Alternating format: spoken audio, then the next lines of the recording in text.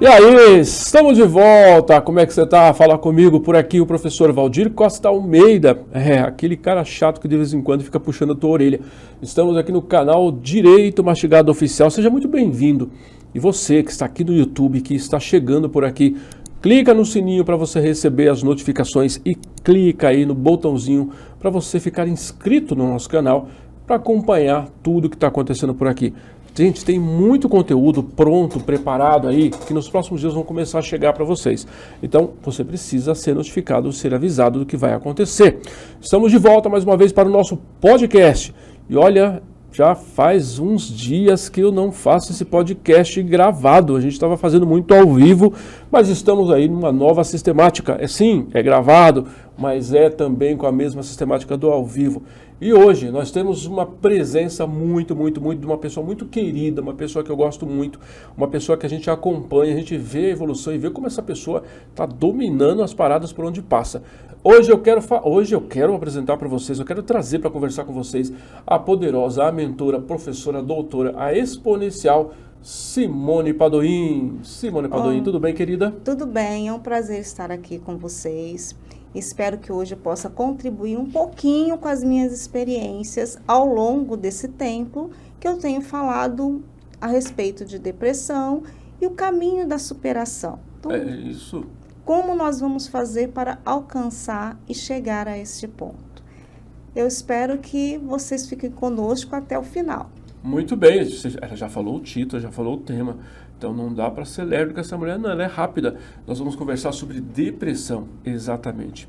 Existem caminhos para você lidar adequadamente com a depressão? Existe possibilidade de benefício previdenciário por conta da depressão? O que fazer quando você se encontra nessa lama ou quando conhece alguém que se encontra nessa lama? É algo que hoje aflige a maior parte da população mundial. É chamado, inclusive, da doença do século, não é? Porque quase toda a população mundial hoje está sendo afligida por depressão. Então, nós vamos trazer algumas informações para vocês sobre esse aspecto. E quem vai falar com você é alguém que é especialista, é expert, atua e trabalha dia a dia com benefícios previdenciários ligados às pessoas com depressão. Então, se segura na cadeira porque vem informação muito valiosa por aí. Doutora Simone, querida, primeiro, obrigado por sua presença, por você aceitar vir falar com a gente aqui. Faz um tempo que você estava na listinha para estar sentada nessa cadeira aqui. E agora chegou o grande dia, estamos aqui diante para a gente desnudar essa história. E o que eu acho interessante da gente falar sobre esse assunto é assim, nós somos duas pessoas que temos nítida experiência com depressão. Eu, para quem não sabe, para quem me conhece e não sabe, eu já fui um depressivo contumaz, eu diria. Fiquei depressivo por mais de 10 anos, acho que uns 10 ou 12 anos aproximado.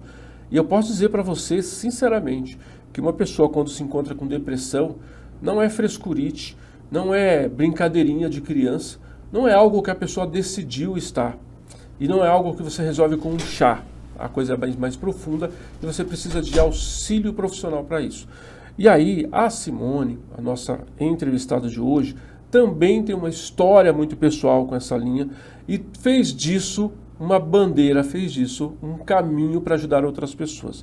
Simone, eu quero começar, antes de entrar no tema especificamente, eu quero trazer aqui os 10 minutos iniciais, um pouco da sua jornada, um pouco da sua história. Então eu quero começar sabendo de você. Você hoje mora em São Paulo. Hoje moro em São Paulo. Muito bem, mas sempre morou em São Paulo? Não, morava no Rio de Janeiro. Rio de Janeiro, no estado do Rio de Janeiro. No estado do Rio de Janeiro, interior do estado, Barra do Piraí, próximo à Volta Redonda, que é conhecida como a cidade do Aço por causa da CSN. Sim.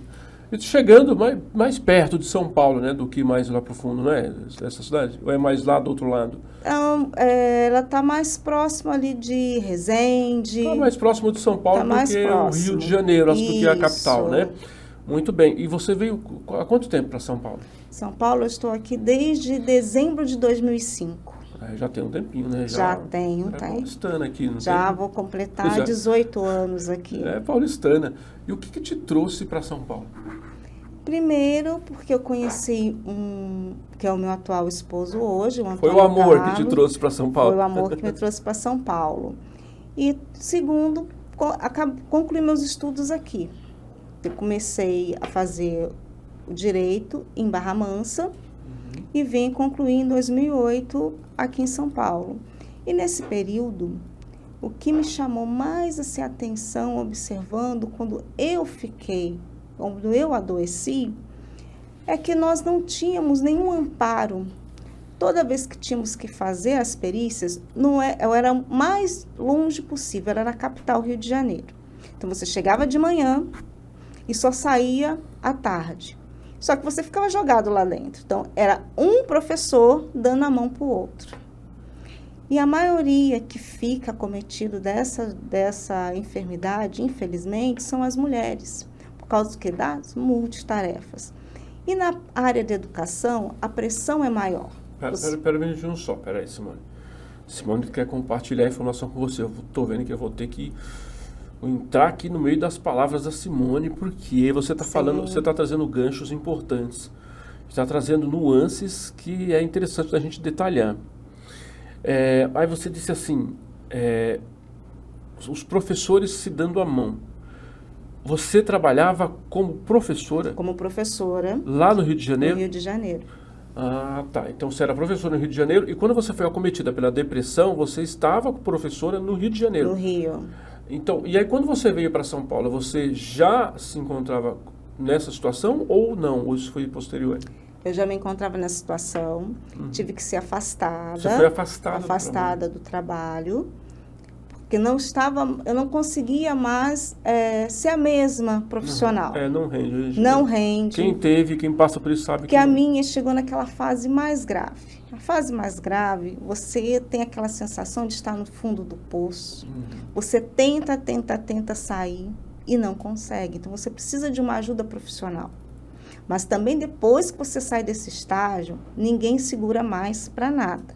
Então, muitas das vezes, quando você nota que uma pessoa está um pouco agressiva, que ela está um pouco chata, está isolada, você tem que fazer alguns questionamentos. Porque pode ser que seja o início da depressão. Porque a maioria começa a se isolar, só que não dá aquela importância. Falar, hoje eu não estou bem, amanhã eu já estou melhor. Não é bem assim. Tem um estágio da depressão que a pessoa fica agressivo? Tem. O estágio que fica agressivo no último, é o terceiro, é o grave.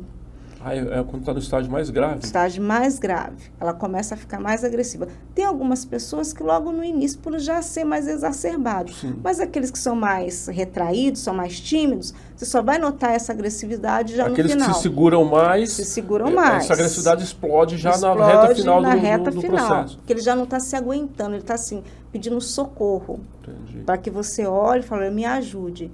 Porque a maioria não vai procurar auxílio, então tem que ser a família. Então a família tem que amparar. Se você não tem uma família, um amigo mais próximo, ou um colega de trabalho, para fazer isso. E indicar um profissional. E esse profissional vai te avaliar. E ali ele vai extrair de você o que você gosta realmente de fazer. E vai começar a fazer o trabalho. No meu caso, o que ocorreu?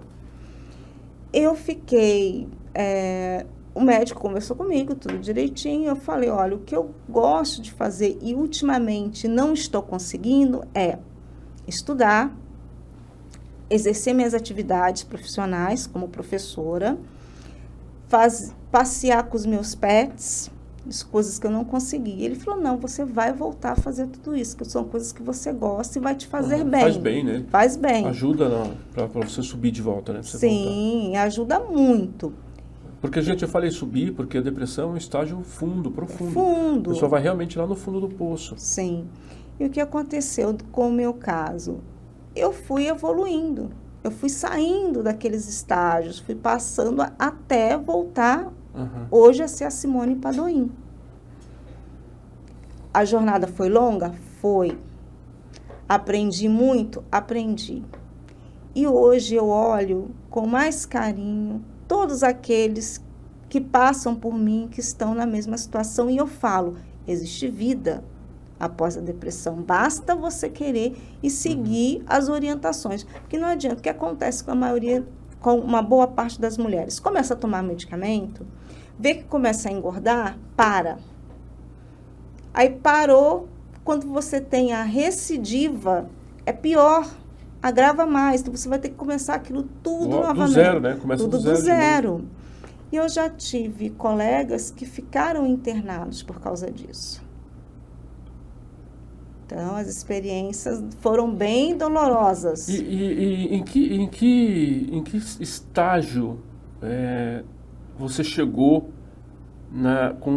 com a depressão? Ou seja, o que eu quero perguntar é, como ficou a sua vida profissional, sua vida pessoal, diante desse processo de depressão? Eu era completamente dependente. Dependente de outra pessoa. Tá. Então, o que eu fazia? Eu não conseguia resolver coisas simples. E no caixa eletrônico eu não conseguia ir sozinha. Então, meu irmão me auxiliava nessa parte comigo até o caixa eletrônico. Se eu tivesse que fazer uma compra, eu precisava ser amparada pelo meu irmão, ou pela minha irmã, ou pela minha mãe. Eu sempre tinha que ter alguém me auxiliando nessas coisas. Por quê? Você não consegue, os seus pensamentos, você não consegue completar os pensamentos. E muitas das vezes, você tem um contrato para você assinar, você não pode fazer isso. Você tem que chamar uma outra pessoa. Sim. E essa pessoa vai te orientar. Porque a sua cognição fica comprometida, muito comprometida, muito. Se você falar para mim assim, hoje, olha, compra esse livro. Você não sabe nem para que você compra. Você compra. E depois, quando você vai ler, você vai refletir isso, só quando você já saiu mesmo desse estágio, você vai vendo, olha, eu não poderia ter comprado aquele livro porque não faz sentido para mim. Mas na hora você não tem esse discernimento. Sim. E a maioria dos familiares acha que você está fazendo corpo mole, frescura, que você não está sendo preguiçoso, e falam para você o seguinte, olha, você tem que sair. Você tem que tocar a sua vida. E não é bem assim. Larga de ser preguiçoso, deixa de ser manhinha, você é manha. É muito mimimi, é muito chororô. Aí tem aqueles caras, aqueles homens mais trogloditas, né? Sim. Falta de surra, falta de não sei o quê, falta de uns empurrão, sem contar outras aberrações que falam, né? E não é nada disso. E há quanto tempo você ficou nesse... Você entende que você ficou com depressão? Eu fiquei uns 3 anos. 3 anos. 3 anos. De quando a quando?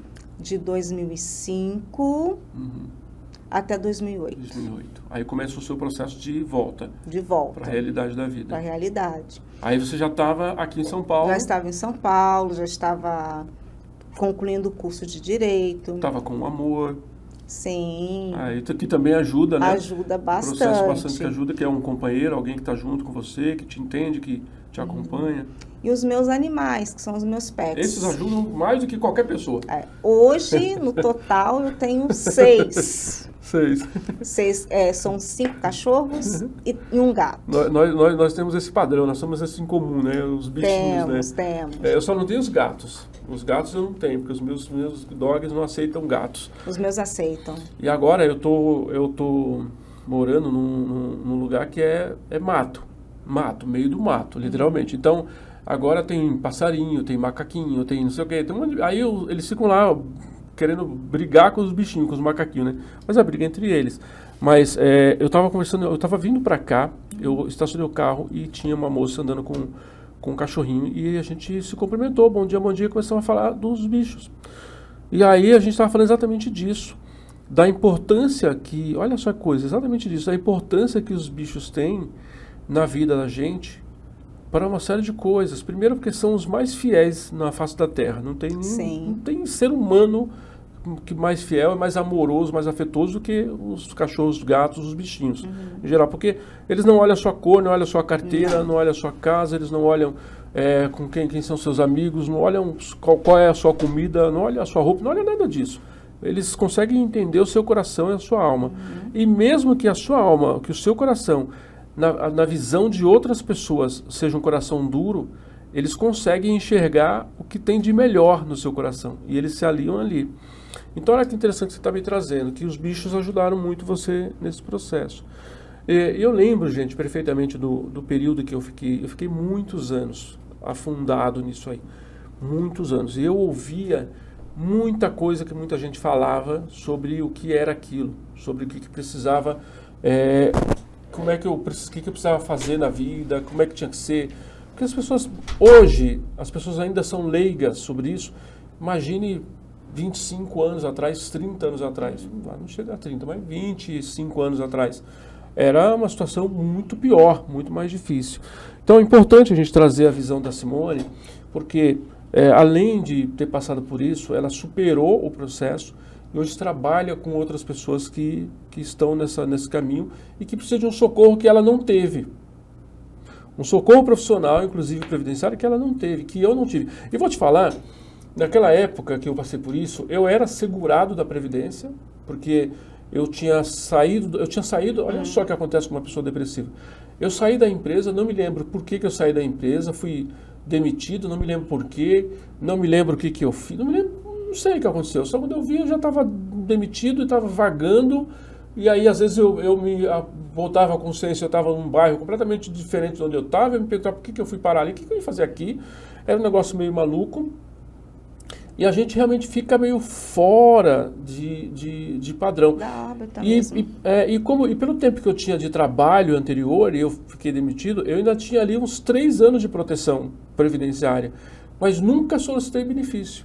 Porque meu pai não sabia o que era isso, minha mãe não sabia o que era isso, meus irmãos não sabiam o que era, tinha esse direito que podia fazer. Nunca solicitei, nunca entrei. Só que hoje a informação ela é mais fluida. A informação corre melhor para as pessoas que passam por isso. E Simone é um caminho para isso. E muitas pessoas, infelizmente, até hoje, não aceitam que tem depressão. O primeiro passo é você que tem que dar. Então, meu caso, eu o tempo inteiro ficava me questionando, gente, eu quero melhorar, mas como que eu vou melhorar? Quem eu tenho que procurar? Eu não sabia. Aí uma amiga de trabalho conversou comigo, falou assim, olha, conheço um grande profissional, ele vai te auxiliar. Então, eu fiquei sendo tratada com um especialista no Rio de Janeiro e com um especialista aqui de São Paulo. E o que acontece? Esse especialista de São Paulo, eu passo com ele até hoje, porque eu não tenho que lidar com pessoas com transtornos psiquiátricos, principalmente depressivos. Então, são cargas muito pesadas. Então, eu preciso desse auxílio para sentar e conversar. Não que eu esteja triste, nada disso. É apenas para que eu possa desabafar e contar para ele o que acontece no dia a dia. E muitas das vezes eu peço orientação. Falo, olha, ele está dessa forma. E qual o caminho que eu tenho que fazer com esse cliente? Aí ele vai e me orienta. Então, me ajuda bastante. É uma troca. Eu vou mais para ter uma troca, uma conversa com ele. Isso, para mim, é um essencial. Então, eu procuro fazer essa manutenção de 3 em 3 meses. Me auxilia muito. Mas tem pessoas que vão falar assim, mas você então está depressiva. Não, eu preciso passar nesse profissional para que ele me dê orientação, suporte, para que eu esteja bem e possa cuidar dos meus clientes. Exatamente, vai mais elementos, inclusive. Mais elementos. E ajuda e auxilia muito. E o que essa pessoa que está passando por esse transtorno todo, às vezes a família não quer apoiar, você vai o quê? Vai num posto de saúde, conversa com o assistente social, relata o que você está passando. Ela vai falar para você, vai marcar uma consulta e ali você vai ter contato com o profissional. No SUS é mais demorado? É. Mas a partir do momento que você começa a fazer o tratamento, você não pode parar. Porque senão você vai ter que voltar para aquela fila lá atrás novamente. E quem passa por esse problema, infelizmente, não tem como esperar. O SUS deveria, na minha opinião, poderia ser um pouco mais ágil para essas pessoas. E até o tipo de tratamento, não deixar no meio de todos, quando você vai até o posto, você tem que passar primeiro no atendimento, faz um atendimento especializado, porque a pessoa já está muito fragilizada. Para conseguir sair do seu cantinho, que é a sua zona de conforto, que é a casa, às vezes o quarto, para tomar uma condução, para chegar até o posto, ele fez muito esforço, desempenhou assim muita energia para conseguir chegar até ali.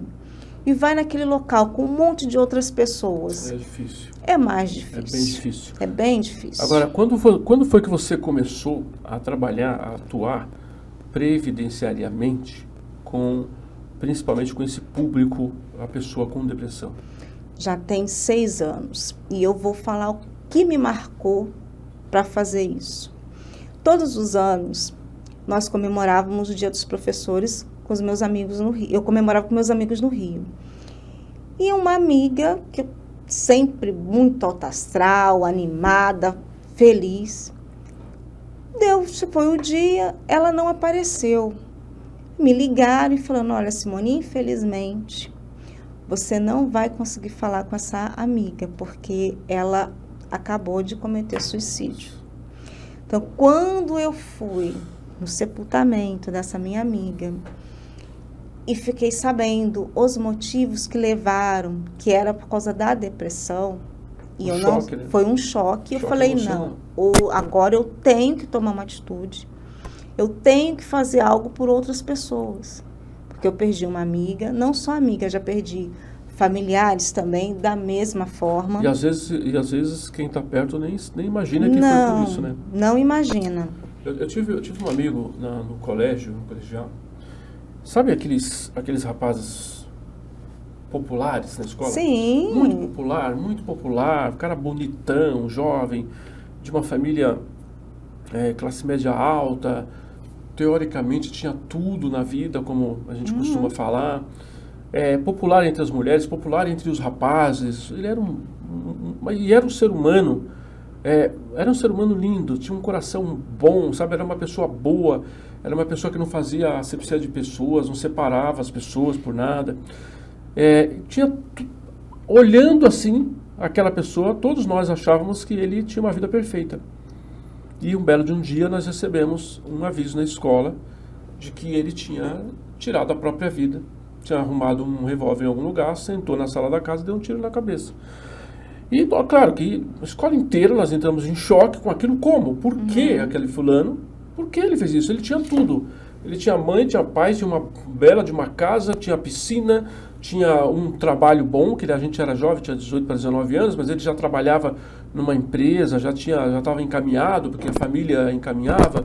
Ele tinha namorada, era popular entre todo mundo amava aquele cara, e ele sorria sempre, brincava com todo mundo.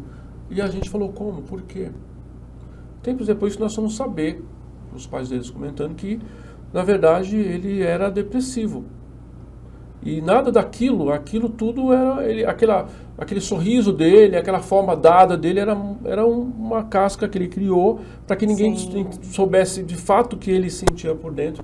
E ali foi que eu comecei a ver que existe mais coisa entre o céu e a terra do que a nossa vã filosofia possa imaginar.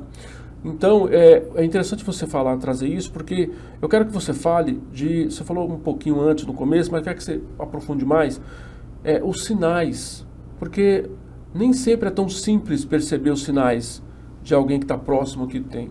Sim. E você me trouxe aqui uma informação que eu já fiquei pensando aqui, porque assim, passei por esse processo, mas eu não conheço, tecnicamente eu não sei, porque eu nunca parei para estudar isso tecnicamente.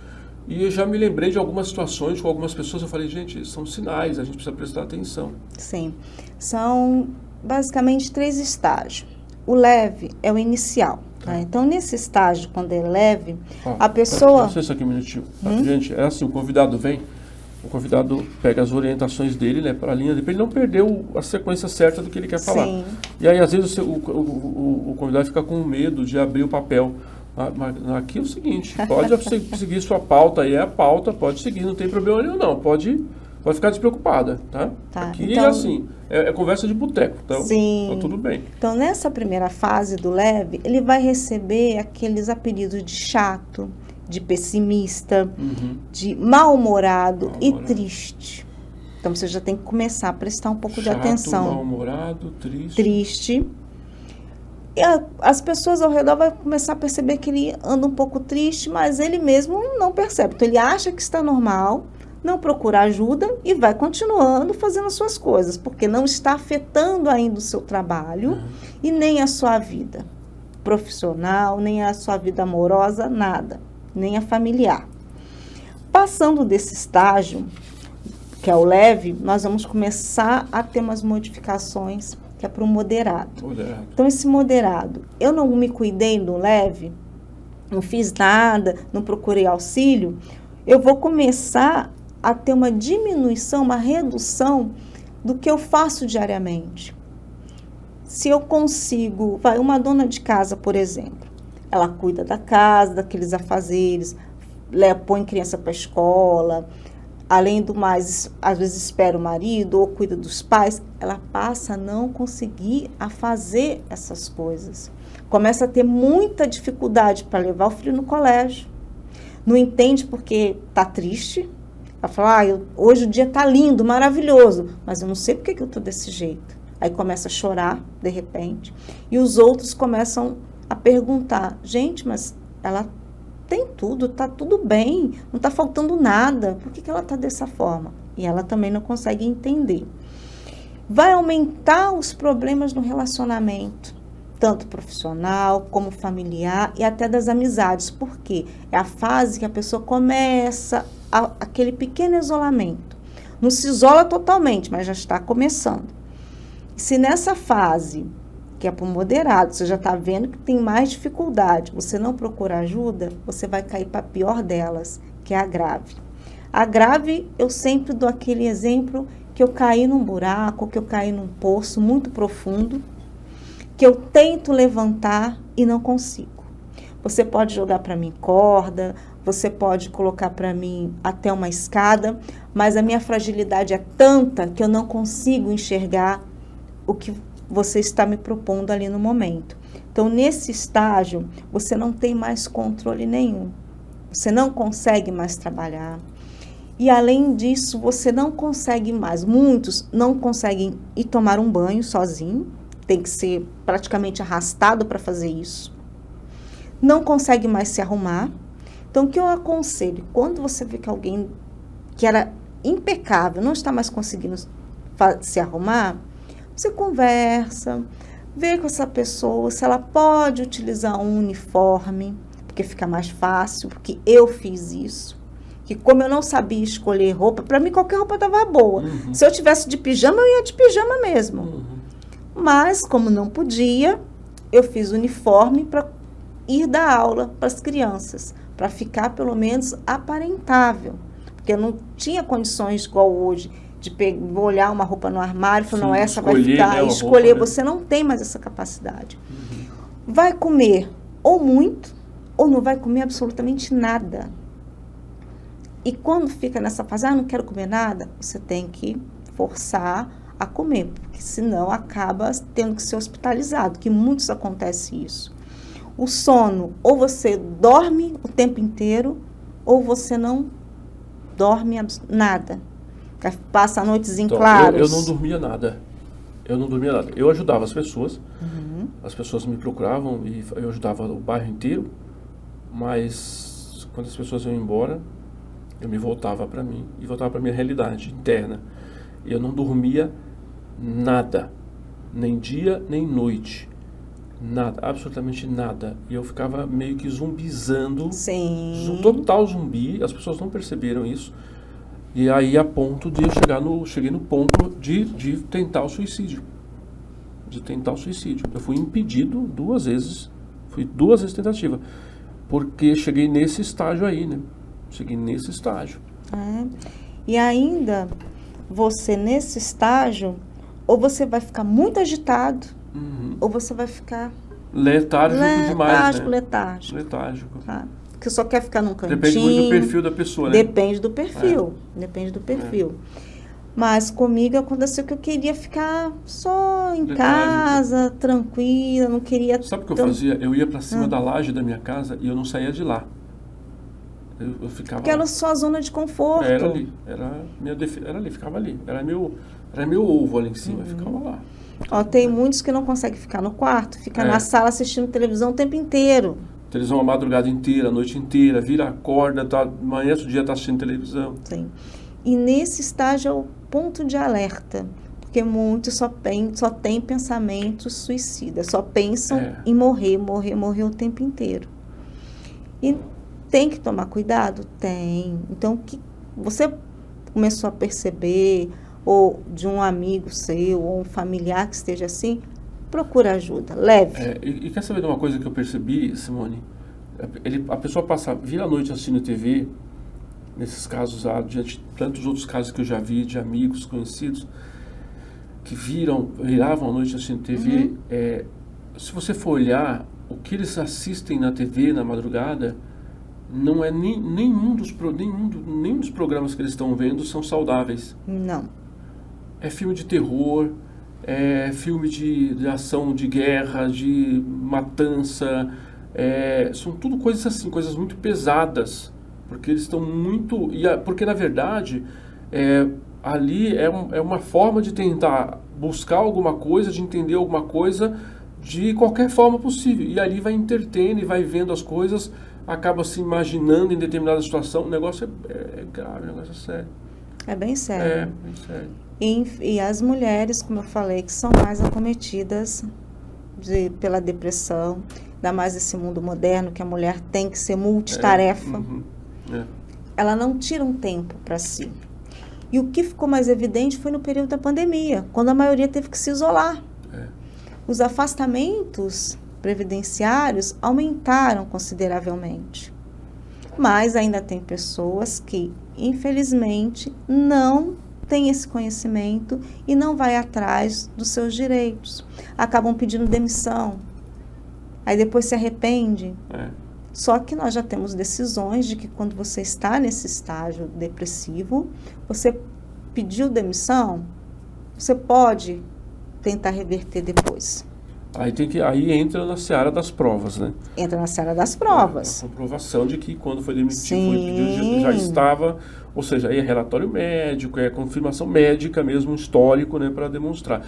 E aí, bom que você trouxe esse ponto, porque eu quero entrar nessa linha aqui do previdenciário, dos direitos da pessoa com depressão em relação a isso. O que nós sabemos é que existem os benefícios por incapacidade temporária e por incapacidade permanente, e existem outras possibilidades, outros caminhos que aí é um especialista que pode dizer, por isso a Simone está aqui.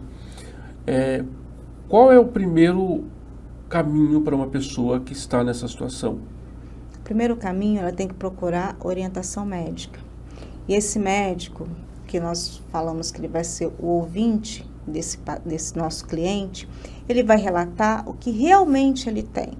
Então, antes de você falar para o seu cliente chegar para você e falar assim, eu estou assim, não, você vai procurar uma orientação médica e esse médico vai atestar se você está incapacitado, por quanto tempo você precisa desse afastamento. Que não adianta você chegar para mim e falar assim, doutora, hoje eu não estou me sentindo bem e eu quero 30 dias. Tá, mas e o parecer do médico?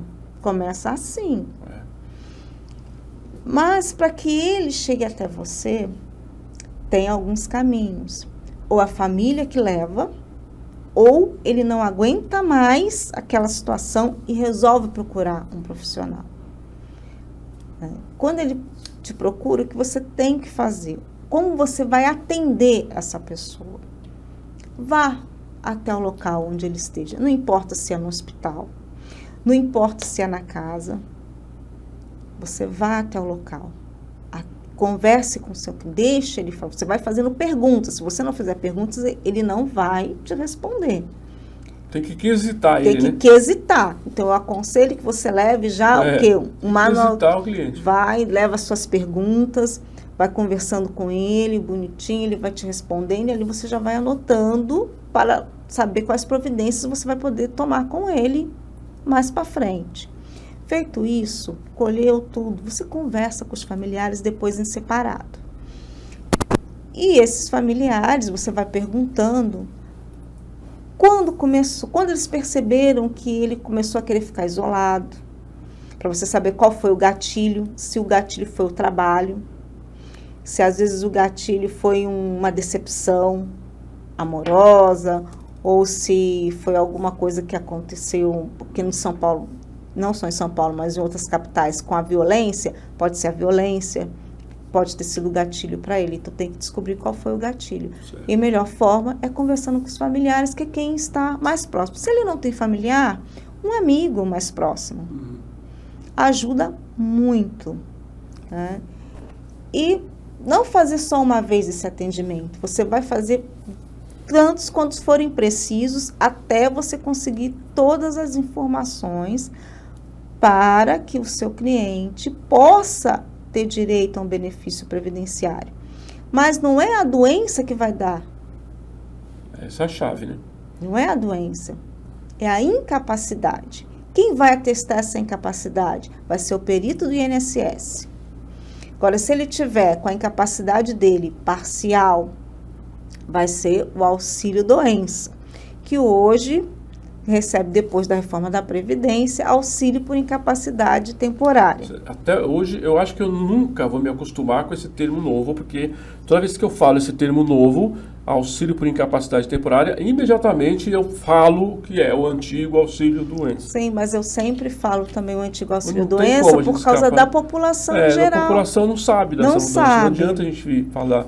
Vai levar mais 40 anos para o pessoal Sim. tomar conhecimento disso. É como o auxílio doença, né? Que há quanto tempo que se chamava, estava na Caixa, né? Na Que era a Caixa. Caixa Previdenciária de 1930, 1920, 1930, 1924, a Caixa. E até agora ainda o pessoal ainda falava Caixa. Mas tem Imagina, gente que ainda fala. Ainda fala Caixa. Fala. Então, ou seja, mais 200 anos nós vamos falar ainda auxílio doença. Né? Agora, Quando o pessoal se acostumar com o auxílio por incapacidade temporária, aí eles mudam de novo Vamos mudar o nome. Mudam a nomenclatura. Acho que é para poder confundir um pouco a população. lógico. Deve ser uma pegadinha, Se só eu posso pode. confundir o povo, por que eu vou deixar ele, eu vou orientar, né? Sim. Posso confundir. E aí, a incapacidade, então, onde você parou? Agora, incapacidade total e permanente vai ser a aposentadoria por invalidez. Aqui a atual aposentadoria Por por incapacidade permanente. Teve mudanças. Mudança bem maléfica, né? Muito, muito. Prejudicou principalmente a aposentadoria por invalidez. Que no momento que mais o segurado necessita, foi cortado. Ele está com uma incapacidade total e permanente. E ele recebe mais, se ele tiver na total temporária, Sim. do que total permanente. E aí a gente está vendo um fenômeno interessante sobre isso. Antes da emenda constitucional, o segurado tinha que brigar muito na justiça quando estava incapacitado permanentemente. Era uma briga judicial Muito. que chegava até o STJ muitas vezes para poder ele se aposentar por invalidez. Agora que o valor é menor, o INSS está aposentando todo Rapidinho. mundo por invalidez. Né? Ele quer todo mundo por invalidez, é mais Aposentando todo fácil. mundo, o valor é menor, né? E o que essa pessoa vai fazer com benefício menor? Ele é muito prejudicado. Além de estar fragilizado, começa a estar fragilizado. Depois ainda vem essa penalidade da reforma da Previdência, reduzindo consideravelmente o valor dessa aposentadoria. E como que ele vai sobreviver? Não tem como. E aí, mas quais são as outras regras que ele precisa cumprir para ter direito a esse benefício? Outras regras, ele tem que ter a qualidade de segurado, né? A carência dele tem que ser no mínimo de 12 meses, mas tem algumas, tem seus 12 meses, e algumas pessoas que às vezes param de contribuir, você vai ter que fazer um estudo para ela, para ver quanto tempo ela ainda precisa pagar para depois voltar a ter essa qualidade de segurado e assim poder pleitear o benefício. Mas quando eu vou pleitear esse benefício, eu ainda tenho que esbarrar para a perícia médica, como que eu vou fazer esse atestado, como eu vou apresentar o meu laudo médico. O laudo, ele tem que hoje ser menos de 90 dias, tem que estar com o nome completo do segurado, nada de abreviação. Menos 90 dias de emissão, né? Da Ou seja, emissão. Passou no médico, pegou o laudo, ou você conhece por atestado também, pegou, você tem 90 dias para ele ter validade junto ao INSS.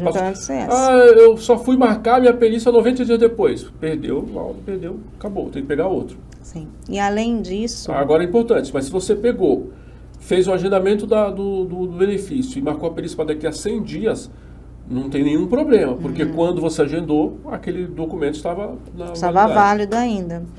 E além do nome, o médico vai ter que fazer a descrição ali da doença para falar o que ele tem, colocar o CID da doença.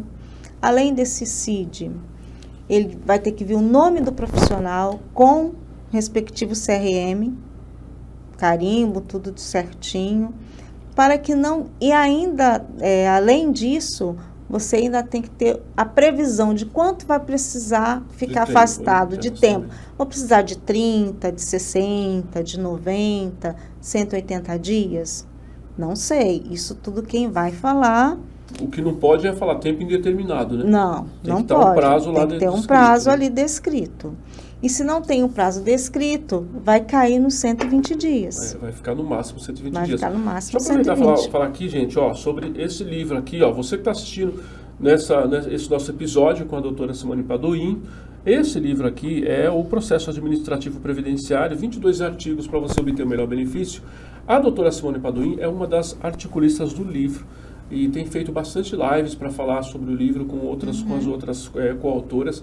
Vale a pena, já é considerado um dos, na verdade, dos 3 melhores livros de processo administrativo de 2023, este aqui já é o segundo, porque o outro, primeiro, também foi lançado por nós, e o segundo, também está sendo considerado.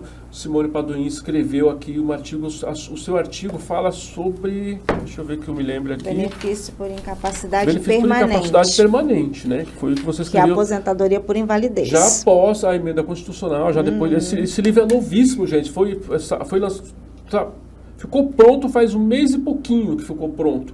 Então tá muito atual, tá bem bacana, vale a pena. E aí eu quero fazer um desafio para você. Você está assistindo agora, você está assistindo a gravação.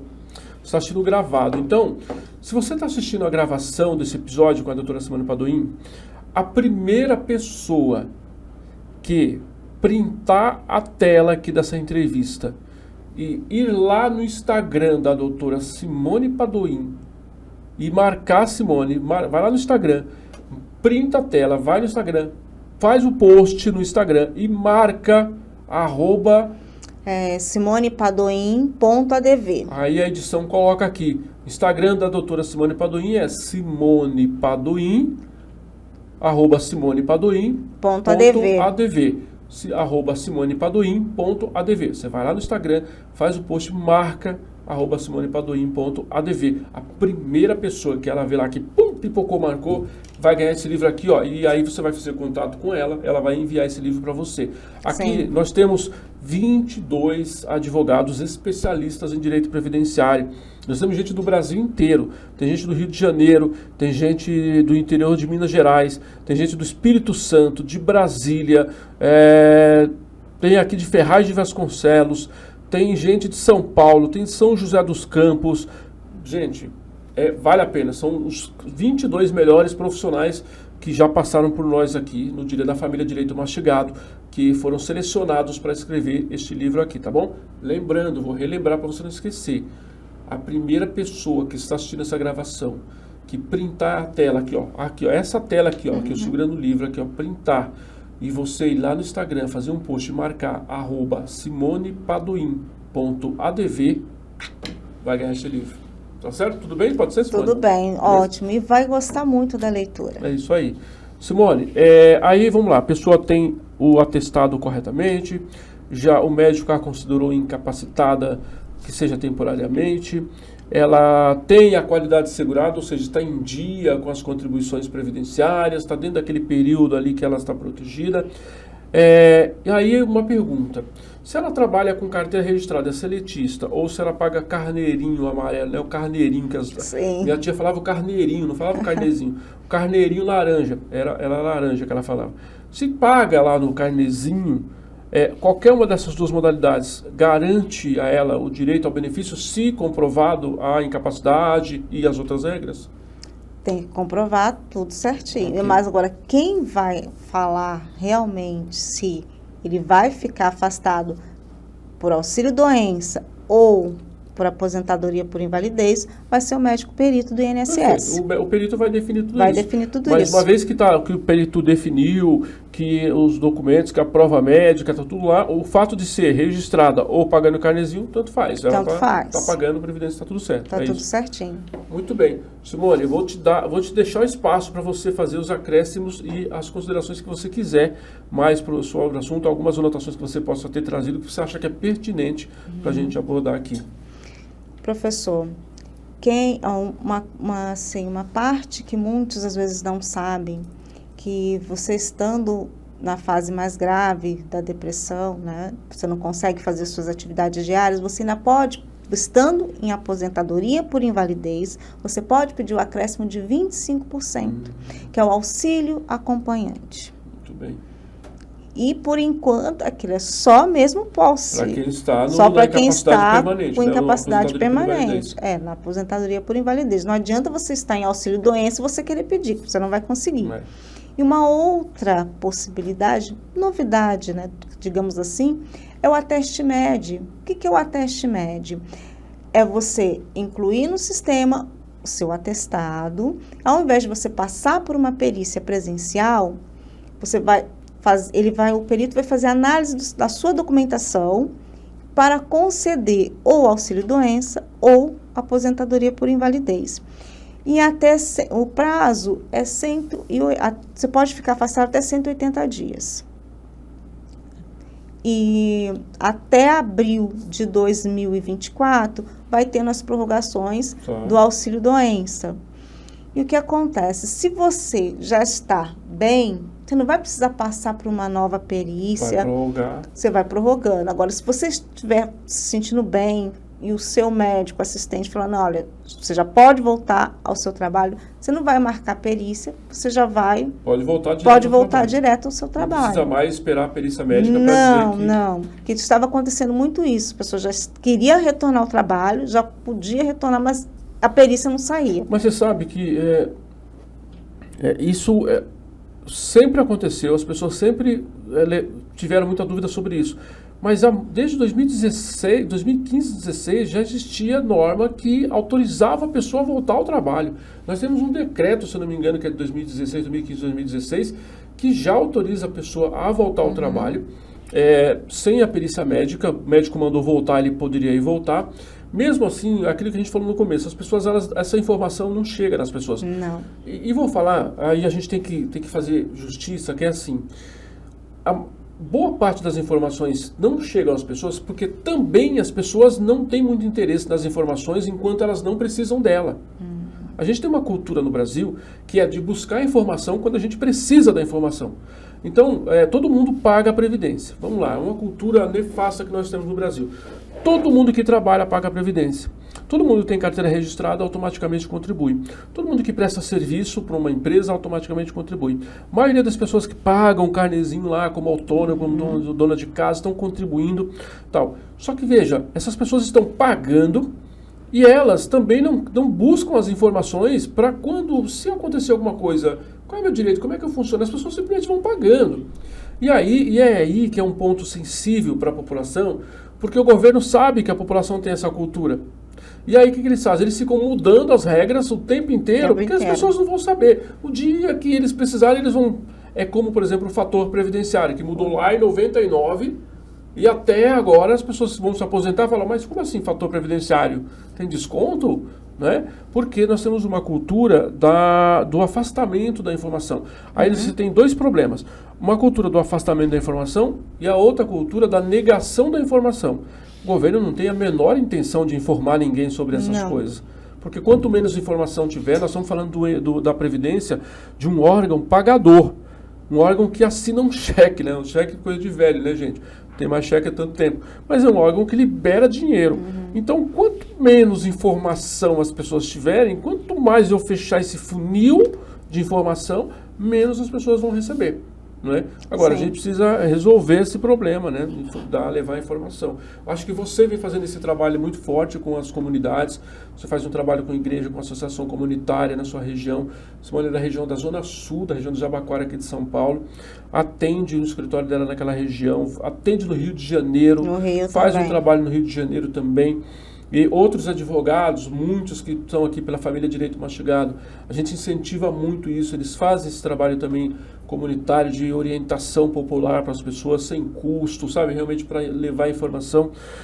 E a gente está numa nova realidade, eu acho que o advogado previdenciário hoje está saindo mais, está indo mais levar essa informação, porque antes era tudo muito restritinho mais ali, fechado. né? E aí também, a OAB também vem evoluindo, vem liberando um pouco mais, que ele possa transitar mais. Ele não podia transitar muito, não podia falar certas coisas, não podia estar na internet, não podia fazer marketing digital, um negócio maluco, né? Em plena época dessa de digital, se não poder fazer marketing digital, é a morte certa para qualquer profissional. Então, Simone, eu quero te agradecer pela sua presença, você foi magistral aqui e eu quero te dar um minuto aqui para suas considerações finais. O que eu quero deixar hoje, para quem esteja passando por essa situação ou que conhece alguém, dá um olhar diferenciado e ajude essa pessoa a comemorar cada conquista. Mas como que ela vai comemorar as conquistas dela? A partir do momento que ela consegue sair da sua cama, consegue fazer a sua própria comida, coisas simples, consegue pentear seu cabelo, se vestir, isso é uma conquista. E como que ela vai fazer isso? Anota. Eu sempre tenho minha agendinha. Anota, vai anotando ali, você vai vendo a sua evolução diariamente. E no final do mês, você vai perceber, olha quanta coisa eu fiz. E com isso, vai melhorando a autoestima. Muitos falam assim, eu não tenho dinheiro para fazer uma academia. Não precisa ter o dinheiro para fazer academia. Você não vai levar o filho na escola, você não vai ao mercado, vai a pé. Você já faz uma caminhada. Vê um local que você possa fazer isso, ou até na sua casa mesmo. Aproveite o celular, tem vários videozinhos, vê o que mais se adapta e começa. O importante é começar. E uma música que me motiva até hoje é a do Cidade Negra Estrada, que ele fala assim, você não sabe o quanto eu caminhei para chegar até aqui. Foi fácil? Não. Mas se eu não tivesse dado o primeiro passo, eu estaria a Simone de 2005, depressiva, insatisfeita com a minha situação e não sabendo que caminho e direções tomar. E hoje eu já posso falar que estou hiper orgulhosa do meu feito de fazer parte desse livro e poder passar informação para outras pessoas, porque eu não falava, eu era uma pessoa extremamente tímida. Quando eu te conheci, você ainda era fechada ainda. Você já tinha se aberto, que você falou, mas você ainda estava bem fechada. Sim. E foi em decorrência do quê? Decorrência do que eu passei. Mas depois da situação da minha amiga, eu falei, não, eu tenho que dar um basta. Eu tenho que falar com outras pessoas para que outros não passem por isso. Para que possam me ouvir, me seguir e continuar tocando a sua vida. Eu ia encerrar o podcast, mas eu me lembrei de uma coisa muito importante, que eu acho que é um recado mega importante que você pode deixar para a sociedade, que é sobre a Black Sister Law. É Black Sister Law, não é isso? Sim. É um grupo de mulheres negras advogadas, um grupo espetacular. E eu estou falando aqui, eu nem sei se pode falar, eu nem sei se podia... Sim, pode, porque eu faço parte. Eu acho que a gente tem que falar desse grupo. Tem. Então eu quero que você fale sobre esse grupo, quero que você fale o que é, como é, qual a importância desse grupo para a sociedade jurídica no Brasil e no mundo, né? Sim. Esse grupo Black Sister, ele é uma comunidade só de advogadas negras e uma vai impulsionando o trabalho da outra. Como que faz esse impulsionamento? No próprio meio nós vamos fazendo cursos, vamos conhecendo outras pessoas e ali você vai olhando quem tem um livro que foi editado. Então, tudo voltado para a mesma comunidade de mulheres negras. E nós já somos quase 2.000 no país. Internacionalmente também, não tem só brasileira, tem estrangeiras também. Quem entra Quem tiver oportunidade, segue o Black Sister. Se entrar no meu Instagram também vai ver que tem algumas coisas relacionadas ao Black Sister. Vai gostar, vai se identificar. Porque tudo é voltado para um olhar diferenciado para as mulheres negras. Perfeito. E isso é importante. É um trabalho incrível Exemplar. De espaço, de apresentação, de colocação. Sim. Né? De colocação dessa profissional no mercado. Então, tá aí, tá dado o recado, Black Sister Law. Vale a pena você procurar, entender melhor. Você, mulher, advogada negra, vale a pena procurar, vale a pena se interessar pelo assunto e se submeter lá ao processo de seleção. Não sei se tem que ser convidado, não sei como é que é. Eu só sei que o negócio é bom. Eu sei que o negócio é bom. É excelente. Só sei que o negócio é importante pra caramba, para esse desenvolvimento, essa modernidade que nós estamos trazendo para o mundo hoje, que é quebrar as barreiras, quebrar as limitações, dar mais espaço para a população negra, para a mulher negra. Porque a gente, por mais que muitos não admitem, mas a gente sabe que mulher já tem um grande problema por ser mulher na sociedade. Se é mulher negra, é problema dobrado, é dificuldade dobrada. Então, se você pode se juntar ao grupo, e aí, para fomentar isso, eu quero dizer para você. Salomão disse em Eclesiastes 4:11, eu não sei se é 4, acho que é 4:11, melhor ser 2 do que ser 1. O que ele quis dizer é que sozinho você não vai a lugar nenhum. Não importa o quanto você é inteligente, não importa o quanto você tem, qual a sua formação, não importa o quanto conhecimento você tem, mas se você não tiver junto, coletivo, com pessoas que pensam como você, que estão lá dispostas a te ajudar, te amparar, e você esteja na mesma disposição, porque uma coisa importante isso é networking, isso é relação social, não é nem networking, isso é netlife, é relações para a vida, né? E aí você, dentro do netlife você coloca o networking ali nesse negócio, porque isso se trata não sobre o que o grupo pode fazer por você, mas sobre o que você pode fazer também pelo grupo. Vale a pena procurar qualquer coisa, procura a Simone Padoim e ela te apresenta no processo. É isso, Simone? É isso. Terminamos por aqui. Levo o meu abraço para as irmãs lá do Black Sister Law e fica aqui aberta a porta do meu podcast para que eu possa entrevistar outras aqui também, trazer a sua informação, trazer o seu conhecimento para a gente expandir e melhorar ainda mais essas relações, tá bom? Tá bom. Obrigado a você mais uma vez. Não esquece não, você printou a tela, marcou @simonepadoim.adv. Primeiro que fizer isso, leve esse livro aqui, diretamente das mãos da Simone, autografado por ela, tá bom? Um beijo no seu coração, estaremos de volta no próximo episódio. Valeu demais a pena hoje. Mais um dia incrível aqui no Direito Mastigado Oficial. Beijo no seu coração. Tamo junto. Até a próxima. Tchau, tchau.